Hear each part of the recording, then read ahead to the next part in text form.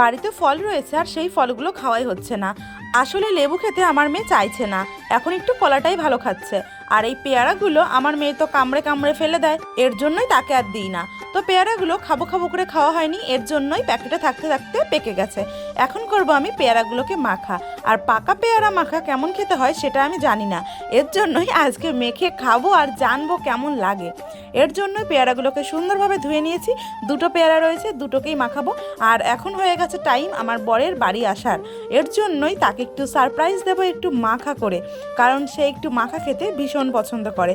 আর সেটা যদি হয় টক ফলের মাখা তাহলে তো কোনো কথাই হবে না, কিন্তু পেয়ারা যেহেতু টক নয়, এর জন্যই সে খুব একটা খুশি না হলেও একটু খুশি হবে, কারণ মাখা বলে কথা, তাই না? পেয়ারাগুলো এমনভাবে পাকতো না জানো তো, কারণ এই পেয়ারাগুলো শ্বশুর আর শাশুড়ি বললো কি খাবো না, এর জন্য আমাকে খেতে বললো, আমাকে আর আমার সোনামার বাবাকে। কিন্তু তারও খাওয়ার নাম নেই, আমারও খাওয়ার নাম নেই। এরকম করতে করতেই পেয়ারাগুলো গেল পেকে। পেয়ারাগুলো কিন্তু দারুণ ছিল জানো, কাঁচা কাঁচা খেতে অনেকটাই স্বাদ লাগতো। তো চলো কি করা যাবে, এখন মাখা করেই খেতে হবে। এখন আমি চাকুর সাহায্যে খুব ছোট ছোট করে কুচু কুচু করে কেটে নিচ্ছি। যেহেতু শ্বশুর বাড়ি আসার পর থেকেই ঝালটা একটু বেশি ভালো লাগে, এর জন্য বেশি করে লঙ্কা দিচ্ছি যাতে ঝাল হয়। তো ঝাল ঝাল খেতে কার কার পছন্দ হয় অবশ্যই জানিয়ে যেও কিন্তু। তো চলো এখন লবণ দিয়ে দেবো, আর রং হওয়ার জন্য ভাবছি খানিকটা পরিমাণে শুকনো লঙ্কার গুঁড়ো দেবো। তো চলো লবণ দেওয়া হয়ে গেছে, এখন শুকনো লঙ্কার গুঁড়ো দিয়ে দিলাম একটু একটু, মানে একদমই সামান্য। তো চলো চটকে চটকে ভালোভাবে মাখিয়ে নিতে হবে, আর লঙ্কাগুলো ভালোভাবে ডলে নিতে হবে। তো এইভাবেই মাখা আমার কমপ্লিট হয়ে যাবে।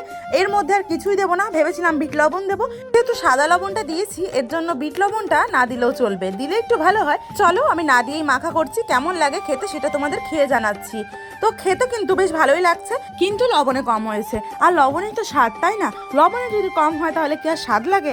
তো চলো এবার লবণ দিয়ে ভালো করে চটকে চটকে মাখিয়ে নিয়েছি। আশা করি টেস্টি একটু হলেও লাগবে, কারণ টেস্ট যদি না হয় তাহলে খেতে ইচ্ছা করবে না আর ফেলে দিতে হবে।